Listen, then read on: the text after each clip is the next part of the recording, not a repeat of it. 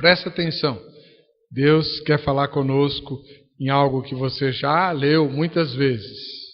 Isaías capítulo número 6 diz assim: No ano da morte do rei Uzias, eu vi o Senhor assentado sobre um alto e sublime trono, e as abas de suas vestes enchiam o templo. Serafins estavam por cima dele, cada um tinha 6 asas. Com 2 cobria o rosto, com 2 cobria os pés, cobria os seus pés, e com 2 voava. E clamavam uns para os outros, dizendo: Santo, Santo, Santo é o Senhor dos exércitos, toda a terra está cheia da sua glória. As bases do limiar se moveram à voz do que clamava, e a casa se encheu de fumaça.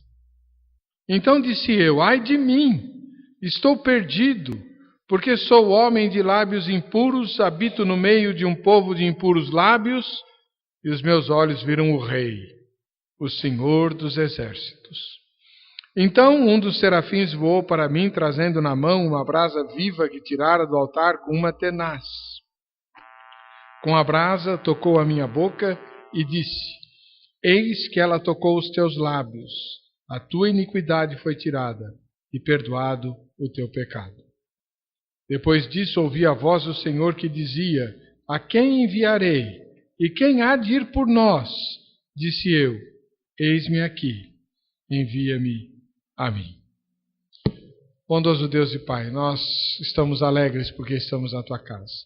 Senhor, te agradecemos por esses irmãos e por essas irmãs que vieram se encontrar aqui para que nós tivéssemos esse momento tão precioso, tão gostoso, quando pudemos nos abraçar, quando pudemos louvar o teu nome, te exaltar, pensar nas coisas maravilhosas que tu tens sido para nós, um nome tão misterioso como o teu, e que é o nome que está acima de todo nome, e que por fim, com um sopro da boca, derrotará o poder maior e mais elevado que os homens já constituíram. Mas agora, Senhor, nós precisamos que tu fales conosco. Instrui-nos com a tua palavra. Abençoa-nos, ó Senhor. Abre os nossos olhos, os nossos ouvidos espirituais. Ajuda-nos a compreender o teu recado. Nós pedimos em nome do Senhor Jesus. Amém. Vira e mexe, os irmãos me veem aqui falando sobre os anos do avivamento que eu presenciei. Tive o privilégio de assistir à onda de avivamento que varreu o Brasil no fim dos anos 60 e por toda a década de 70, de 1970, e que foi um período inigualável na história da igreja brasileira. Muitas igrejas nasceram, inclusive a Igreja Presbiteriana Renovada, de onde vem, a Mônica e o Herbert, nasceram como fruto desse movimento de avivamento. E naquela época, eu com minha mãe frequentávamos, e depois eu sozinho lá na igreja de São João Clímaco, juntamente com meu irmão, mais a Vilma e a Vera, aqui da igreja, nós frequentávamos várias reuniões de avivamento. E em todas elas havia um momento muito dedicado à oração. Uma das características das reuniões de avivamento daquela época era a ênfase na oração. A oração não era o louvor o mais importante, até porque a gente estava ainda muito, muito dentro das tradições das igrejas históricas. A igreja de Vila das Mercês, por exemplo, a qual eu fui criado, nossa filha, não permitia nem sequer violão dentro da igreja. O violão, quando era permitido, era no salão social só. Enfim. Então, como a gente ainda estava muito dentro destas tradições, não era o louvor elaborado e tal que era o mais importante, era a oração. E as músicas mais cantadas eram músicas de oração, justamente por causa disso. Uma delas, eu já mencionei aqui, e que eu me lembro com muita frequência, era uma oração que a gente cantava antes de orar, introduzindo o momento de oração. né? Pedindo para que Deus falasse, né? E é uma música feia, ela melodicamente, eu pelo menos acho muito caipira e tal, mas a gente cantava com um gosto danado, né? Ela fazia um sucesso tremendo. A letra, eu não vou cantar porque eu quero que os irmãos não se arrependam de ter saído na chuva para vir aqui, né? Mas a letra dizia mais ou menos assim: o Senhor da ceifa está chamando, quem quer ir por ele a procurar? Almas que no mundo vão chorando, sem da salvação participar. E aí vinha o refrão: fala Deus, Deus, toca-me com brasas do altar, né? Fala Deus, eu alegre atendo ao teu mandar. A segunda estrofe dizia: o profeta Deus se aproximando, considera-se um pecador, mas o fogo santo queimando torna-o útil para o seu Senhor. Fala Deus, fala Deus. É um hino claramente inspirado nesta passagem de Isaías que nós acabamos de ler, né? Por isso que a expressão fala: o profeta a Deus se aproximando, consideram-se um pecador, mas o fogo santo queimando torna útil para o seu Senhor. E o refrão diz: fala Deus, toca-me com brasa do altar, né? E assim alegra atendo ao teu mandar. Esse hino era muito cantado e com muito fervor, porque, como eu disse, ele introduzia o momento da oração. E por que a oração era importante naquele momento, naquela fase, né? Nem tudo era maravilhas, irmãos. Havia também os nossos desvios, né? E um dos desvios, muito comum naquela época, era o desejo de que Deus trouxesse uma revelação pessoal, uma profecia particular, alguma coisa assim: olha, desmancha o teu namoro porque não estou contente com ele, quero que você se case com fulano, ou então você vai fazer uma viagem, ou cancela a viagem porque o avião vai cair, e coisas assim, né, muito particulares. Tanto é que as pessoas mais importantes daquele momento, daquele movimento, não eram os pastores, muito pelo contrário, né? Eram os profetas e as profetisas. Aqui na igreja de São João Clímaco mesmo, tinha uma profetisa que fazia fila na casa dela durante a semana para as pessoas irem lá em busca de oração. Na verdade, elas estavam indo em busca de um oráculo, né? De alguma coisa assim. Por isso o refrão: fala Deus, fala, né? Que Deus fale, eu quero ouvir, eu preciso saber, né? Que Deus fale, né? Mas o hino não foi escrito para introduzir profecia. O hino foi escrito com base nessa experiência de Isaías, né? Onde Isaías é tocado pelo fogo santo de Deus, né? E onde Deus fala com ele. E a última estrofe, a penúltima estrofe, a última eu não anotei, mas a penúltima estrofe fala assim: olha, presta atenção: muitos são os que vão expirando sem ter esperança de ver Deus. Vai depressa lhes anunciando que Jesus os levará ao céu. O hino, na verdade, é um apelo para missões, para evangelistas. E o autor dessa música, que eu não consegui descobrir quem é, com certeza escreveu com base no texto de Isaías, que é um texto de vocação, um texto de chamada, para que as pessoas que são de Deus, os profetas e as profetisas do Senhor, se levantem com a intenção de fazer o que Isaías disse que ia fazer. Eis-me aqui, envia-me a mim, em resposta ao desafio de Deus, quem há de ir por nós?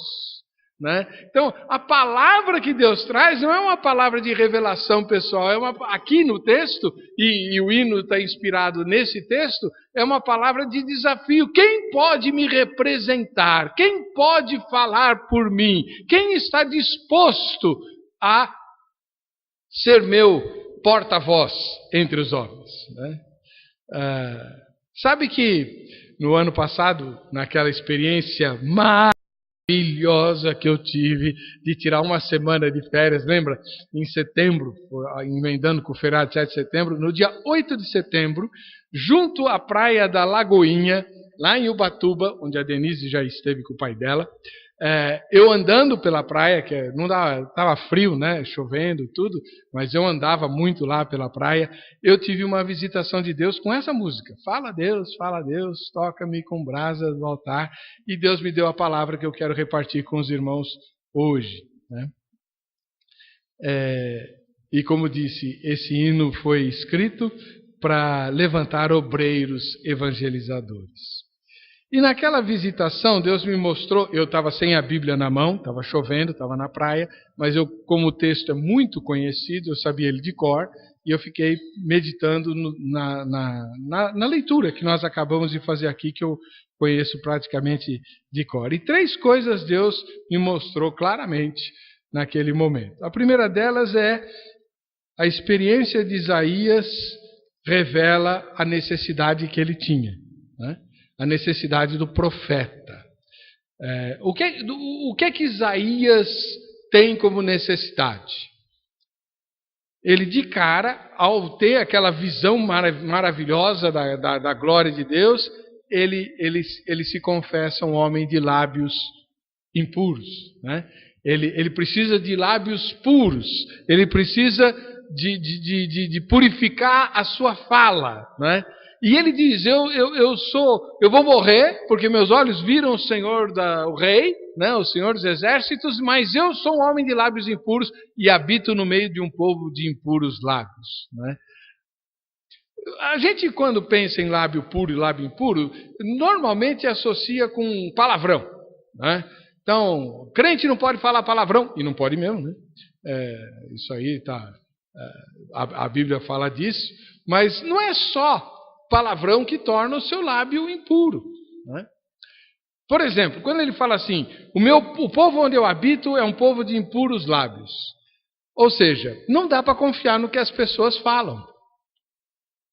Olha só como Isaías era azarado, né? Ele vivia numa nação em que as pessoas, os príncipes, os governantes, as pessoas investidas de autoridade, você não podia confiar no que elas falavam. Olha, nós brasileiros somos bem-aventurados. Quando a gente escuta uma autoridade falando, um presidente, um deputado, um senador, né, a gente pode acreditar no que eles dizem, né, porque eles são um povo de lábios puros. Estou sendo irônico? Claro. A mesma situação que Isaías vivia, nós vivemos também. Nós vivemos no meio de uma nação onde mentir não tem problema nenhum, não faz diferença, né? Onde com a maior desfaçatez, com a maior falta de vergonha na cara, as pessoas mentem. E daí? Qual o problema? O que tem?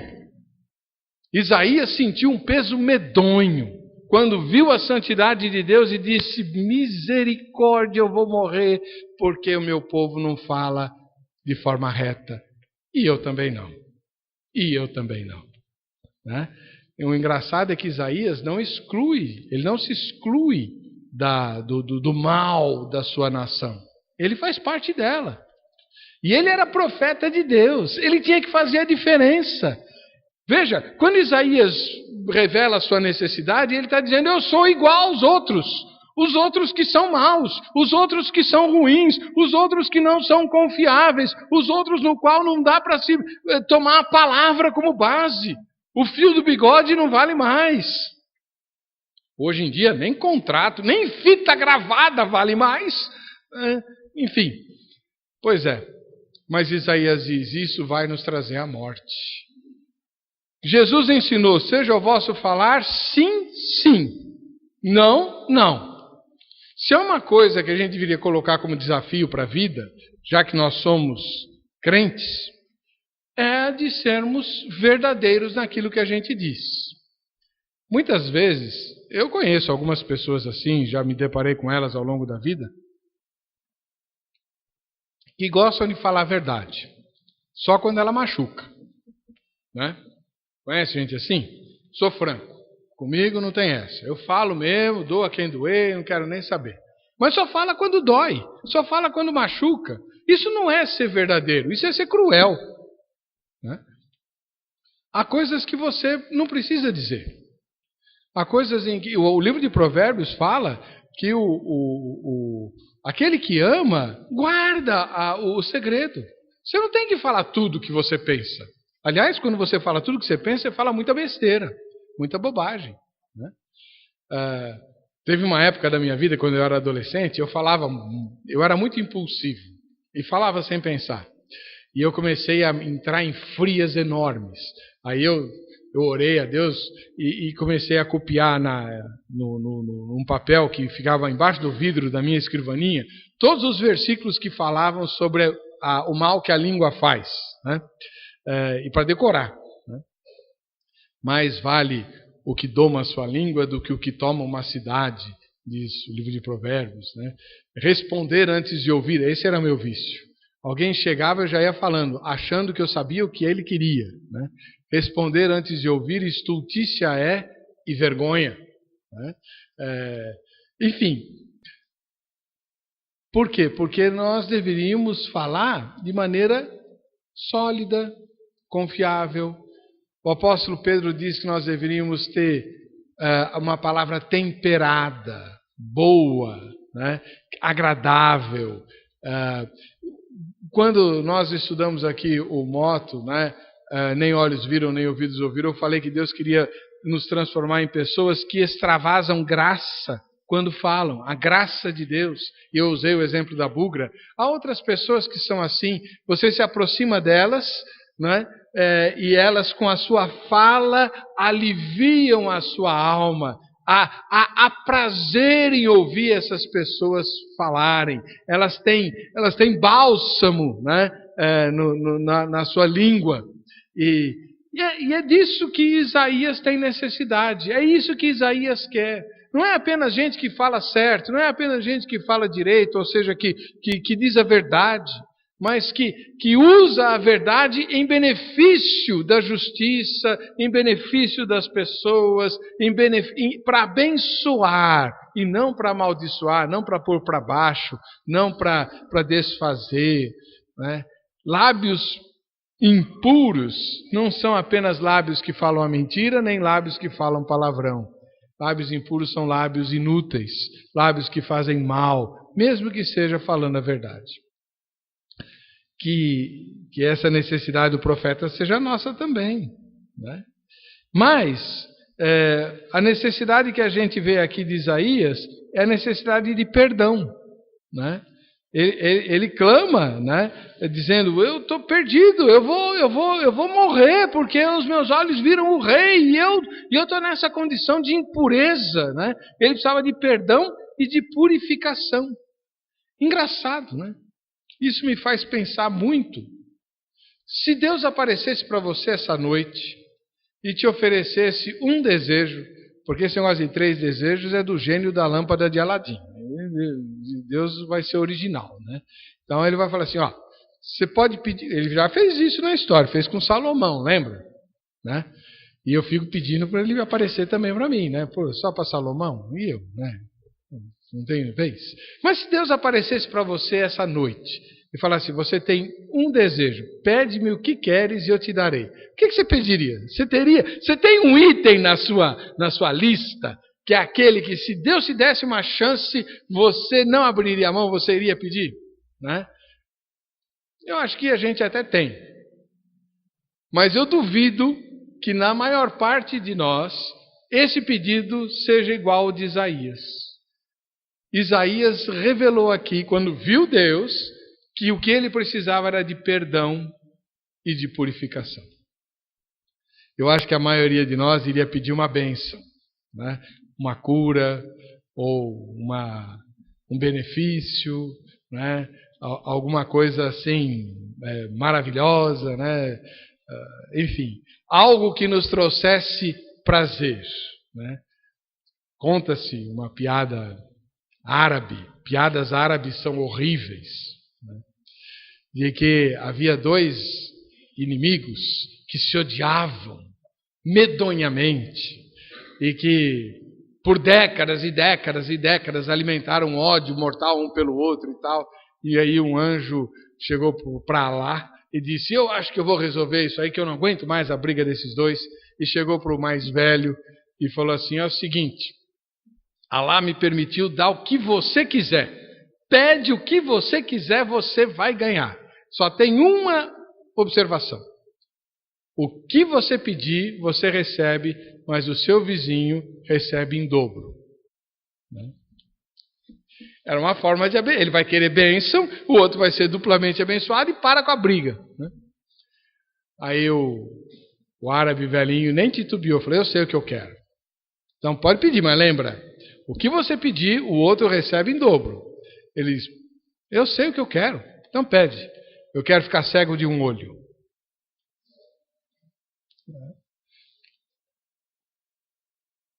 É isso aí. Você tem algo que você gostaria de pedir? Né? Qual seria o seu pedido maior? Eu sei qual seria o meu. Né? O de Isaías era, eu preciso de perdão, eu preciso de purificação. Sabe, irmãos, essa consciência de erro, de pecado, não era de um desgraçado, miserento, bêbado, na sarjeta lá do bordel de Jerusalém. Nós estamos falando de um profeta, um homem de Deus, alguém que viu Deus. Ele viu os serafins voando, ele viu o trono da glória de Deus, a majestade de Deus diante dos seus olhos, e ele se sentia impuro. Ele tinha iniquidade. Tanto é que o serafim voa para ele, toca os seus lábios com o fogo tirado do altar, o fogo vivo que o autor dos Hebreus aos Hebreus vai dizer, né, que é o Deus fogo consumidor, e ele toca com aquela brasa viva os lábios de Isaías e diz, a tua iniquidade foi tirada e o teu pecado foi perdoado. Ah, irmãos, será que um dia nós vamos dar valor a esse tipo de bênção que Deus nos dá, o perdão do pecado, a iniquidade tirada? Só quem vive esmagado pelo peso da culpa sabe o quão é valiosa essa bênção, precioso o perdão de Deus. Como Davi, que escreveu o Salmo 32 dizendo, feliz é aquele cuja iniquidade é perdoada e cujo pecado é coberto. Feliz não é o que tem uma Ferrari. Feliz não é aquele que pode viajar e conhecer o mundo todo. Né? Feliz não é aquele que é casado com a mulher mais bonita do mundo. Feliz é aquele que tem a iniquidade perdoada e a sua iniquidade tirada. Isaías sabia disso e por isso a necessidade dele era de perdão e purificação. E a nossa necessidade? Qual é a sua? Você tem ideia? A segunda necessidade que a gente vê aqui no texto é a necessidade de Deus.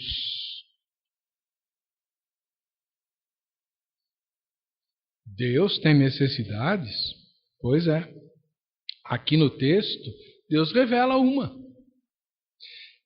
O texto começa mostrando o poder e a glória de forma indescritíveis. Eu já tentei, né? Tem algumas músicas que a gente canta aqui que tem o dom de me conduzir ao Santo dos Santos. Eu gosto muito disso, é uma experiência arrebatadora. Mas por mais que você imagine, né, como é o Santo dos Santos, a sala do trono, do comando do universo, né, lá de Deus, é algo que você não consegue alcançar, é inimaginável, indescritível. Isaías viu isso, ele viu os serafins voando e cantando e louvando, ele presenciou o louvor diante do Todo-Poderoso. Você tem ideia do que Isaías viu? Era muita glória, né? Mas Deus, apesar de exibir toda essa glória indescritível, tinha necessidade de alguém. Precisava de uma pessoa. E que não podia ser anjo. Tinha que ser de carne e osso. Para remover o véu da cegueira, o véu da ignorância deliberadas. Em outra mensagem aqui, a gente falou sobre removendo os véus e tal. E o que mais incomoda o Senhor é essa ignorância deliberada, quer dizer, as pessoas que não querem ver, não querem enxergar, né? Porque estão fascinadas pelo pecado, pelo mal, pelo príncipe desse mundo, pelo brilho desse mundo, e sabem que se comprometerem com Deus vão perder isso e não querem perder. Isso não é novo. O moço que procurou o Senhor Jesus foi pessoalmente falar com o mestre. Olha que privilégio. Ele foi falar com o mestre, eu quero ser salvo. O que eu preciso fazer? E Jesus falou, guarda a palavra de Deus, guarda os mandamentos. Isso eu faço. Você guarda os mandamentos? Guardo desde a minha mocidade. Está limpo, essa parte está jóia. Mas eu sei que ainda falta alguma coisa. E Jesus diz, falta mesmo. Você precisa se desapegar dos seus bens, entrega para os pobres, me segue, eu te garanto um tesouro no céu. Jesus fez essa proposta para ele. Eu te garanto um tesouro no céu. E aquele moço foi embora, triste, porque era dono de muitas propriedades. Jesus amou aquele moço. Sabe, isso mostra o poder da nação do mundo. Jesus amou o moço. O moço queria ser salvo. Jesus queria salvar o moço e não conseguiu. Jesus não conseguiu. Por quê? Porque aquele moço estava fascinado das riquezas. Aí você olha para a história de Levi, o Mateus do Novo Testamento, que era um corrupto cobrador de impostos, como todos os publicanos da sua época, e Jesus diz, vem e segue-me. Ele larga tudo e segue a Cristo. Uau! Ele sabia que Jesus oferecia perdão e redenção, e ele estava esmagado pelo peso da culpa. O outro moço, direitinho, bonitinho, cumpridor dos seus deveres, cumpridor dos mandamentos, não queria perder os benefícios que o dinheiro lhe trazia. Não é? Por isso, consciência pesada muitas vezes é bênção, porque empurra você para a graça de Deus, como aconteceu com Isaías. Note que quando ele toma consciência do seu pecado, a graça de Deus, cuja palavra nem aparece no texto, se manifesta.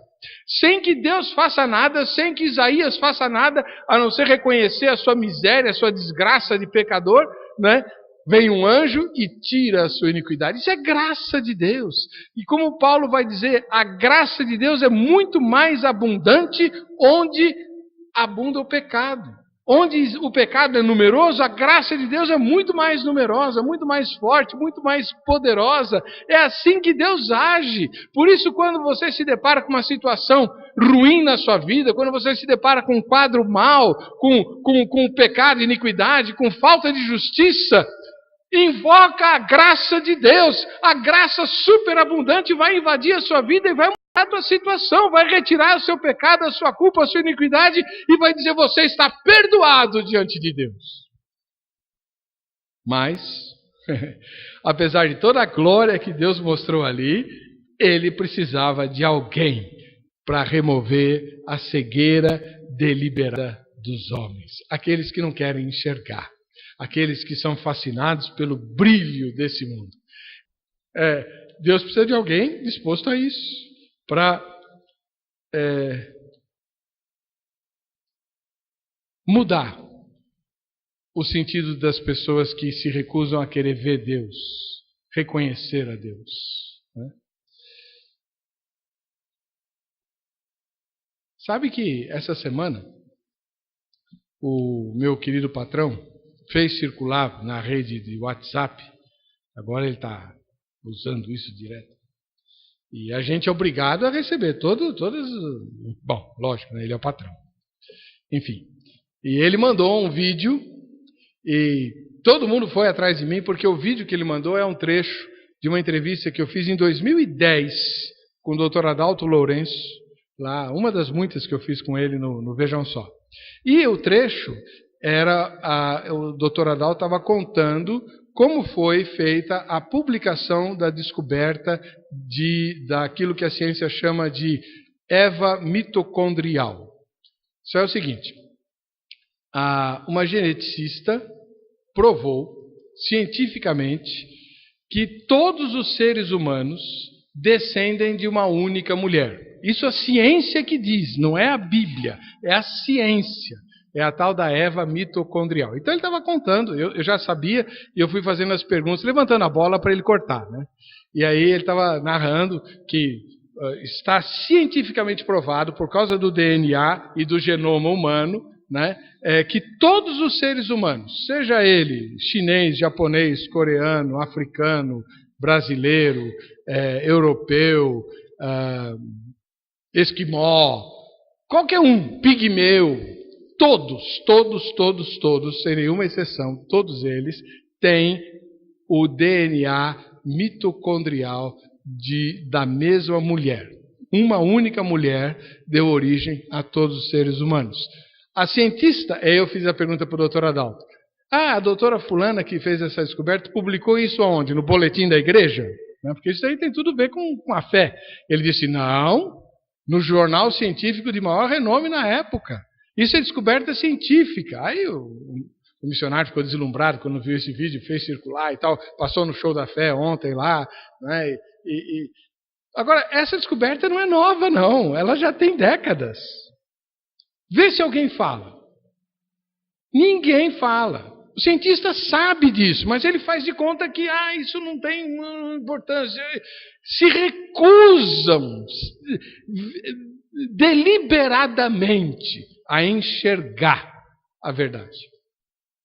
Essa semana, a Folha de São Paulo tem uma coluna que trata de astronomia, um astrônomo que não é cristão, muito pelo contrário, ele é seguidor de Marx, e ele publicou a descoberta, essa recente, né, descoberta em termos, é um trabalho científico feito inclusive por brasileiros, astrônomos brasileiros, que demonstra matematicamente que o sistema solar, o nosso sistema solar, está na única região da galáxia, nossa galáxia é a Via Láctea, né? O nosso sistema solar está na única região de toda a Via Láctea onde a vida seria possível. Né? Olha só, que coincidência, né? E com essa descoberta, ninguém quer enxergar que a vida não pode ser resultado do acaso, mas de alguém que construiu inteligentemente os tijolinhos da vida. Deus precisa de alguém que remova esse tipo de véu. Ele tem tudo no céu, mas ele prefere usar um ser humano, um terrestre, para fazer essa tarefa. Interessante, né? O texto mostra a necessidade de Deus. Deus no seu trono, ele não está na cruz, ele está no trono, reinando, serafins voando, servindo, cantando, santo, santo, santo é o Senhor, toda a terra está cheia da sua glória e tal. E aí Deus olha em volta e faz uma pergunta: a quem enviarei? Quem há de ir por nós? Deus precisa de alguém. Ele pode tudo. Ele não há limites para o seu poder, como a nossa música canta. Mas ele escolheu usar um ser humano para realizar a sua obra. E isso nos leva à nossa terceira e última necessidade. Vimos a necessidade do profeta, vimos a necessidade de Deus, e agora existe a nossa necessidade. E qual é a nossa necessidade? É a necessidade de responder à pergunta de Deus. E aí, diante da indagação de Deus, nós vamos ficar impassíveis? Inertes? Deus está indagando: a quem eu vou enviar? Quem é que pode me representar? Na fábrica, no escritório, na vizinhança, na parentela, na igreja, na sociedade, diante das pessoas com as quais você vive. Quem vai representar o reino de Deus? Quem vai representar os interesses de Deus? Quem vai falar em nome de Deus? Quem ele vai enviar? Como você vai responder? Talvez a maioria de nós fique tentada a ignorar a indagação. Não é comigo que Deus está falando. Sabe, deixa eu contar uma coisa para vocês. De vez em quando a gente traz o Xande lá no Vejam Só e tal, é aquele missionário que era artista da Xuxa, né, na Globo, e que resolveu ser missionário no Níger há 16 anos e tal. E muitas vezes a gente fica pensando: não, Deus deve ter feito um chamado assim mágico na vida dele e tal, para ele abrir mão de tudo. E eu perguntei para o Xande 2 vezes já. Falei: Xande, conta como foi seu chamado. Que chamado? Seu chamado para ser missionário. Não foi nada.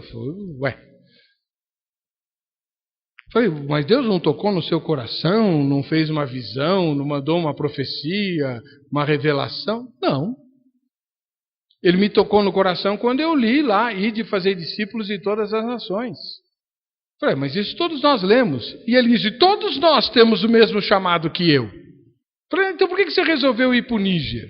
Porque eu falei, bom, se eu tenho que fazer discípulo em nação, eu não quero chover no molhado. Eu quero saber qual é o lugar mais necessitado do mundo, do planeta. Foi assim que quem escolheu o Níger não foi Deus, foi o Xande. Ele escolheu, ele foi lá no site da ONU, pesquisou qual era o país de pior IDH do mundo e falou, é nesse que eu vou. Aí começou a fazer jejum para Deus confirmar. Você acha que Deus ia perder essa chance? Né? Mandou ele correndo, né? Ainda mandou a doida da esposa dele, a Giovana, juntos. E estão lá, há 16 anos, construindo o reino de Deus. Agora, o que eu quero dizer com isso? Não fica esperando um toque, uma coisa, uma luz azul brilhando no seu quarto, a voz de um anjo, a terra tremendo. Não há necessidade de nada disso. Até porque, se você prestar bem atenção, quando Isaías viu essa coisa toda, ele foi para o chão. A visão de Isaías fez ele se prostrar. Quando é que Isaías se ergue? Quando ele ouve a voz de Deus. Quando ele ouve a palavra de Deus. Quem tem que nos erguer não são as experiências místicas, é a palavra de Deus. O desafio que vem do trono de Deus, que emana das Escrituras, que governa a nossa vida. É dali que vem a inquietação que nos faz agir. Sabe, irmãos, uma coisa que me preocupa severamente é que nós temos a grande tendência de levar a vida cristã no piloto automático. Se você parasse para pensar um pouquinho, vamos fazer isso. 30 segundos. 30 segundos. Vamos lá. No que consiste a sua vida cristã? Você ora? Espero que você ore, não reze. Sabe a diferença, né? Que as suas orações sejam diferentes, pessoais, como uma conversa com um amigo. Você não fica repetindo para o seu amigo todo dia as mesmas palavras do mesmo jeito, com a mesma inflexão. Fica, né? Você conversa e com Deus. Você conversa com Deus, troca ideias com Ele, ou você faz um discurso pré-agendado, pré-preparado? Isso a gente chama de reza. Mas tá, sua vida de oração. Você medita na Bíblia, não todo dia, porque não dá, mas quando dá tempo, você separa um texto, lê lá alguns versículos, ou recebe no celular, que agora tem os aplicativos, né, que manda já o versículo do dia, você rapidamente lê. Você sabe dizer qual foi o versículo do dia de hoje? Qual foi o versículo que você recebeu hoje? Eu recebi um, eu não lembro mais qual é. Porque eu nem meditei nele, eu basicamente li. Ah, mas você leu, então tá bom. Você vem à igreja, até num dia de chuva, como hoje você veio à igreja. Isso conta, né? Você veio à igreja, deu seu dízimo. Eventualmente você tem uma ou outra função no culto ou na escola dominical, ajuda aqui ou ajuda ali. Amém. O que mais? Sua vida cristã é isso? Poxa, mas é bastante. Me responda com toda honestidade. Preste atenção na pergunta. Você realmente acha que Jesus sofreu o que sofreu, passou o que passou nesse mundo e na cruz, no teu lugar, morreu ali daquela forma horrorosa, desgraçadamente dolorida e injusta, para você levar essa vida? Para você fazer só o que você faz? A tua alma custou o que custou para Jesus para você viver assim, de forma mediana na fé?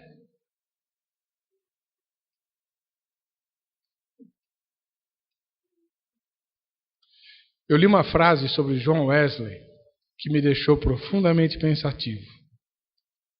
John Wesley, fundador da Igreja Metodista, ele declara num dos seus livros, ele tinha um diário, né?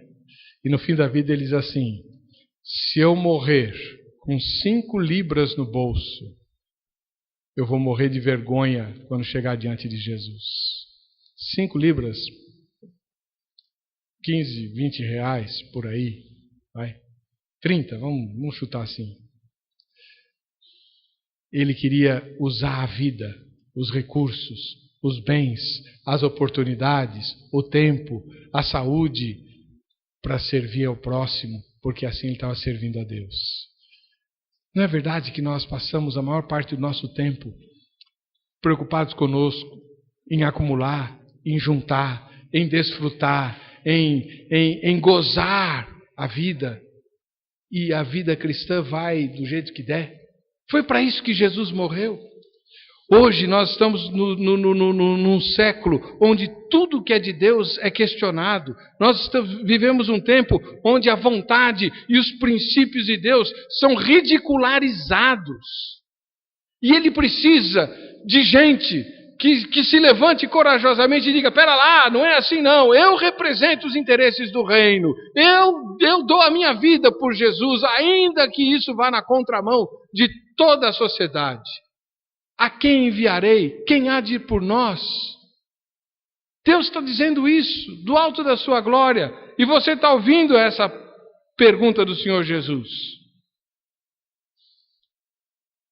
É a palavra de Deus que nos levanta, não é a experiência mística. Que seja essa palavra que nos levante hoje, para fazermos diferença na nossa família, na nossa atividade profissional, na nossa escola, na nossa igreja, nesta.